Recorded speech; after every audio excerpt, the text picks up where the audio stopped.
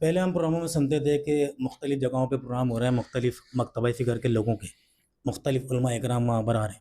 ہم سنا کرتے تھے کہ ان کی ایک مخصوص پیمنٹ لیتے ہیں وہاں آنے کی، اور بڑے ٹھاٹ باٹ ہوتے ہیں ان کے، ڈیمانڈ کرتے ہیں. آپ مکاتب فکر، میرا سوال آپ نام میرا ہے میں نا سوال مکتبہ میرا فکر سوال کا. میرا سوال سن لیا.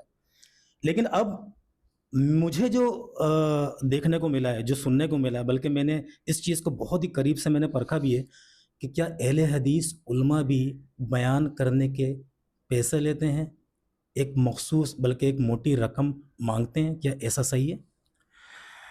دیکھیں کاشف بھائی، اس میں ایسا ہے کہ اگر کوئی مسجد کا امام ہے یا جی مسجد کے خطیب ہیں اور وہ کل وقتی آپ کے پاس ہیں اور وہ آپ کی 5 وقتہ نماز بھی پڑھا رہے ہیں، آپ کے مدرسے کے بچے کو بھی پڑھا رہے ہیں، پھر جمعے کا خطبہ بھی دے رہے ہیں، بعد نماز مغرب درس بھی دے رہے ہیں، یعنی ان کی ڈیوٹی ہے اگر یہ، تو دیکھیں پھر تو وظائف ہونے چاہیے، پھر تو وظیفہ مقرر کرنا چاہیے، اور اچھے سے اچھا وظیفہ جو کہ جس میں ان کا اچھے انداز سے ان کی پورا مہینہ گزر سکے، ان کو سہولیات مل سکیں زندگی کی، یہ سب کچھ تو ان کے لیے ہونا چاہیے. اس میں تو کوئی شک نہیں، ظاہر ہے آپ بھی میری اس بات سے اتفاق کریں گے. لیکن میں آتا ہوں، وہ جو جی آپ کہنا چاہ رہے ہیں نا، جی وہ جی یہ کہ کوئی بڑی کانفرنس ہو رہی ہے، کوئی بڑا پروگرام ہو رہا ہے. جی اب ہاں، آپ نے کہا یار ہمارے مسجد کے امام صاحب کو، خطیب صاحب کو تو ہم سنتے رہتے ہیں، ایسا کرتے ہیں کہ فلاں خطیب کو جو ہے نا کسی اور شہر سے بلواتے ہیں بالکل اور ایسے ہی. پھر جو ہے نا ہم ان سے استفادہ کریں گے. تو دیکھیں یہاں تک تو بات ٹھیک ہے کہ استفادہ کریں گے، ظاہر ہے کہ ہر کسی کے بولنے کا انداز اور ہر کسی کی معلومات وہ الگ ہوتی ہے،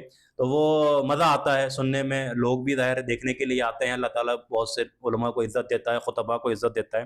تو جب ہم ان سے رابطہ کرتے ہیں، دیکھیں میں یہ نہیں کہوں گا کہ ہر چیز ہی اچھی ہے، یہ بھی کہنا کہ سب صحیح ہے سب صحیح ہے تو یہ بھی تھوڑا سا غلط ہو جاتا ہے. جو باتیں غلط ہیں اس کی نشاندہی بھی ہونی چاہیے. اب آپ ان کو فون کر دیں، کہتے ہیں کہ حضرت ایک بڑی کانفرنس ہے، روڈ کانفرنس ہے، آپ تشریف لائیے گا. اب وہ آگے سے جواب دیتے ہیں کہ جی ٹھیک ہے میں آ جاؤں گا، اور آپ کو جو ہے یہ سب کچھ میرے لیے کرنا ہوگا، مثال کے طور پہ سفری اخراجات ہیں، دیگر معاملات ہیں. تو اب میں یہاں رک کر یہ کہتا ہوں دیکھیں یار، سفری اخراجات تو بجائیں کہ اگر کوئی آ رہا ہے وہ کتنا بھی ویل سیٹل کیوں نہ ہو، ہمارا خطیب، ہمارا عالم، چاہے ان کا کوئی بزنس بھی ہو، چاہے ان کے اچھے معاملات بھی ہوں، لیکن اگر وہ آ رہا ہے تو ایک مہمان، اللہ کے نبی علیہ الصلوۃ والسلام کا فرمان بھی ہے نا کہ جی مہمان کی عزت کرنی ہے، مہمان کی تکریم کرنی ہے. تو لہٰذا جب وہ آ رہا ہے تو یہ تو بنتا ہے کہ سفری اخراجات تو ٹھیک ہے یار چلو دے دیں گے.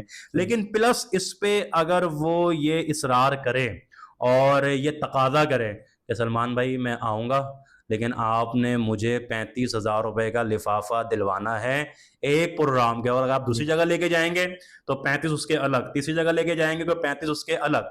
تو میں یہ سمجھتا ہوں کہ یار یہ دعوت و تبلیغ کا طریقہ نہیں ہے، یہ دین کی تشہیر کا طریقہ. ہاں وہ جس کے پاس اہل آپ آئے ہیں، حدیث جس کے پاس آپ، اہل میری حدیث بات کمپلیٹ ہونا ہے، جس کے پاس آپ آئے ہیں میزبان بن کر، اور وہ آپ کو خوشی سے آپ کی جیب میں لفافہ ڈال دیتا ہے. اب وہ 15، وہ 35 کیا، وہ 50 بھی ہو، کوئی سروکار نہیں ہے، ٹھیک ہے، وہ 50 بھی ہو، ہمیں کوئی اس سے غرض نہیں ہے.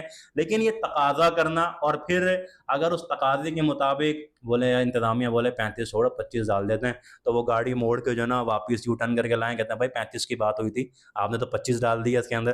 تو یہ میں سمجھتا ہوں کہ ایسے کوئی اگر خطیب کرتا ہے تو ہمیں اس کا بائیکاٹ کرنا چاہیے، اور ایسے خطباء کو لانا چاہیے کہ جو واقعتاً اصلاح کرنے کی غرض سے اور نیت خالص کر کے تشریف لاتے ہیں اور کوئی تقاضا نہیں کرتے. ایسے خطباء کو اور علماء کو پروموٹ کرنا آپ اس چاہیے. بات کو مانتے ہیں نا کہ ایسے کچھ اہل حدیث علماء کرام ہیں جو کہ اس طریقے سے پیسے میں لیتے ہیں؟ مانتا ہوں، بالکل مانتا ہوں.